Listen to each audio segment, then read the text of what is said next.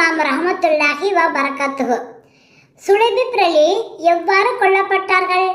இணை வைப்பாளர்களுக்கு எதிராக நடந்த போரில் சுலைபிபும் அண்ணன் நபி நாயகம் ஸல்லல்லாஹு அலைஹி வஸல்லம் அவர்களுடன் கலந்து கொண்டார்கள்.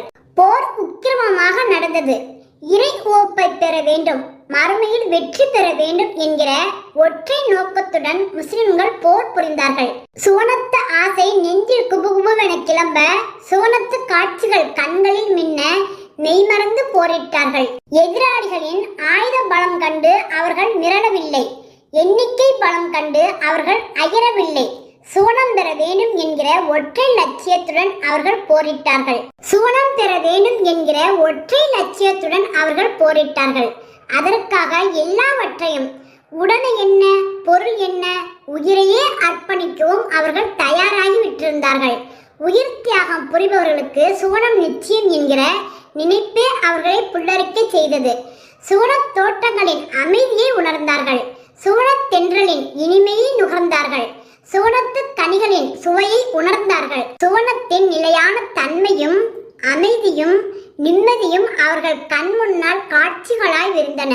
சுலைபிப் ரலி கூட சளைக்காமல் போரிட்டார்கள். சுவனம் பெற வேண்டும் என்கிற உந்துதலுடன் மெய்மறந்து போரிட்டார்கள். மணல் புழுதி கண்களில் படிந்து கண்கள் எரிந்த நிலையிலும் கண்களை கசக்கவும் தோன்றாதவராக போர்க்களத்தில் எதிராளிகளை பதம் பார்ப்பதிலேயே குறியாக இருந்தார்கள் சுலைபிப் ரலி அவர்கள். எதிரிகள் எரிந்த அம்புகள் அவருடைய நெஞ்சில் பதிந்து நின்றன. அவற்றை அப்படியே பிடுங்கி எறிந்துவிட்டு முன்னேறினார் சுலைபிப் ரலி அவர்கள். கழுத்து, தோள்கள், கைகள், கால்கள் என உடல் முழுவதும் இரத்த காயங்கள். அந்த காயங்கள் உடலை வருத்திய போதும், வலி உயிரை வாட்டிய போதும் சுலைபிப் ரலி அவர்கள் புலம்பவில்லை, முணங்கவில்லை. இறைவன் ஒருவனே, இறைவன் மிக பெரியவன் போன்ற முழக்கங்கள் தான் அங்கு எதிரொலித்தன. போர் முடிந்தது. எதிரிகள் வீழ்ந்தனர். எதிரிகளில் சிலர் சரணடைந்தனர், வேறு சிலர் புறமுதுகிட்டு ஓடினர். அண்ணன் நபி நாயகம் ஸல்லல்லாஹு அலைஹி வஸல்லம் அவர்கள் தோழர்களிடம் கேட்டார்கள், நீங்கள் யாரையாவது இழந்து விட்டீரா? சிலர் தங்களின் அண்ணன் தம்பிகளின் பெயர்களை சொன்னார்கள். சிலர் தந்தையை இழந்து விட்டதாக சொன்னார்கள். சிலர் நண்பனை இழந்து விட்டதாக சொன்னார்கள். அண்ணன் நபி நாயகம் ஸல்லல்லாஹு அலைஹி வஸல்லம் அவர்கள் இவ்வாறு மற்றொருடம் கேட்டார்கள். அவர்களும் தத்தமது இழப்புகளை சொன்னார்கள். இன்னும் சிலரிடம் கேட்டபோது நாங்கள் எவரையும் இழக்கவில்லை என்று பதில் வந்தது. அதனை கேட்ட அண்ணன் நபி நாயகம் ஸல்லல்லாஹு அலைஹி வஸல்லம் அவர்கள் கூறினார்கள், ஆனால் நான் சுலைபிப்பை இழந்து விட்டேன், அவரை போர்க்களத்தில் தேடி பாருங்களேன் என்றார்கள். அவர்கள் சுலைபிப் ரலியை தேடி போனார்கள். கடைசியில் சுற்றிலும் 7 இணை வைப்பாளர்களின் சடலங்கள் கிடக்க, நடுவில் சுலைபிப் ரலியும் விழுந்து கிடப்பதை கண்டார்கள். அண்ணன் நபி நாயகம் ஸல்லல்லாஹு அலைஹி வஸல்லம் அவர்களுக்கு செய்தி தரப்பட்டது. உடனே விருட்டென்று எழுந்தார்கள் அண்ணன் நபி நாயகம் ஸல்லல்லாஹு அலைஹி வஸல்லம் அவர்கள். தம்முடைய தோழரை கோணலான, அசிங்கமான, பார்ப்பதற்கு அருவருப்பான தோற்றம் கொண்டவர் என இகழப்பட்ட தோழரை பார்க்க கிளம்பினார்கள் அண்ணன் நபி நாயகம் ஸல்லல்லாஹு அலைஹி வஸல்லம் அவர்கள். அந்த தோழர் கிடத்தப்பட்டிருந்த இடத்துக்கு விரைந்தார்கள் அண்ணன் நபி நாயகம் ஸல்லல்லாஹு அலைஹி வஸல்லம் அவர்கள். பிறகு தோழரை பார்த்தார்கள். அவர் 7 எதிரிகளை சாய்த்து விட்ட பிறகு உயிரை கொடுத்தாரா? இவர், இந்த மனிதர் என்னை சேர்ந்தவர், நான் அவரை சேர்ந்தவர் என்றார்கள் அண்ணன் நபி நாயகம் ஸல்லல்லாஹு அலைஹி வஸல்லம் அவர்கள். அண்ணன் நபி நாயகம் ஸல்லல்லாஹு அலைஹி வஸல்லம் அவர்கள் அதனை 2 அல்லது 3 முறை திரும்ப திரும்ப சொன்னார்கள். பிறகு அண்ணன் நபி நாயகம் ஸல்லல்லாஹு அலைஹி வஸல்லம் அவர்கள் தம்முடைய திருக்கரங்களால் சுலைபிப் ரலியின் உடலை எடுத்துக் கொண்டார்கள்.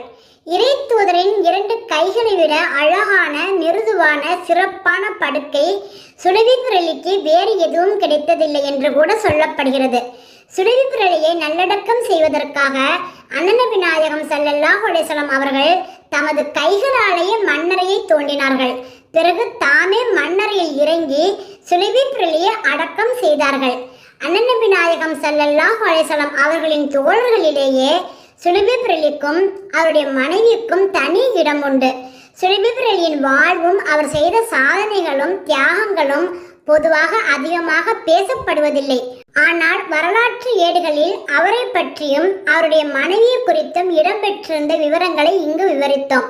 இந்த சின்ன சின்ன குறிப்புகளிலிருந்து நமக்கு அந்த மதீனத்து நகரத்தின் சமூக சூழல், இஸ்லாம் அந்த சமூகத்தில் ஏற்படுத்திய மாற்றங்கள் பற்றிய பரிமாணங்களை புரிந்து கொள்ள முடியும். அவநம்பிக்கையும் இழிவுமே விதியாகிவிட்ட மூச்சடைக்க செய்யும் சூழலில் பிறந்த சுலைபி பிரலி போன்ற எளியவர்களை அண்ணன் நபி நாயகம் ஸல்லல்லாஹு அலைஹி வஸல்லம் அவர்கள் அரவணைத்துக் கொண்டார்கள். அவர்களுக்கு கண்ணியத்தையும் நம்பிக்கையையும் சுயமரியாதையும் மீட்டு தந்தார்கள். அண்ணன் நபி நாயகம் ஸல்லல்லாஹு அலைஹி வஸல்லம் அவர்கள் கொண்டு வந்த இந்த மாற்றங்கள் அந்த எளியவர்களை எந்த அளவுக்கு பராசப்படுத்தி இருக்கும். மனிதனை மதிப்பிட மகத்தான துலாக்கோலை கொடுத்த ஒரே காரணத்திற்காகவே அவர்கள் அண்ணன் நபி நாயகம் ஸல்லல்லாஹு அலைஹி வஸல்லம் அவர்களுக்காக தம்முடைய உயிரையே அர்ப்பணிக்க தயாராகி விட்டிருந்திருக்க கூடும் அல்லவா? இங்கு இன்னொன்றையும் நாம் கவனிக்க வேண்டும். அந்த முகம் தெரியாத, பெயர் கூட பதிவு செய்யப்படாத அந்த அன்சாரி பெண்ணை எடுத்துக்கொள்ளுங்களேன். அழகும் அறிவும் தெளிவும் நிரம்பிய அந்த அன்சாரி பெண் சுலைபி பிரலியை மணக்க முன்வந்தது எதனை காட்டுகிறது? இஸ்லாத்தை நன்கு புரிந்து கொண்டவர்களாக, இஸ்லாத்தின்படி வாழ்வதில் அக்கறை கொண்டவர்களாக மதீனத்து இளம்பெண்கள் இருந்தார்கள் என்கிற உண்மையை பறைசாற்றும் விதத்தில் அல்லவா அவர் நடந்து கொண்டார்.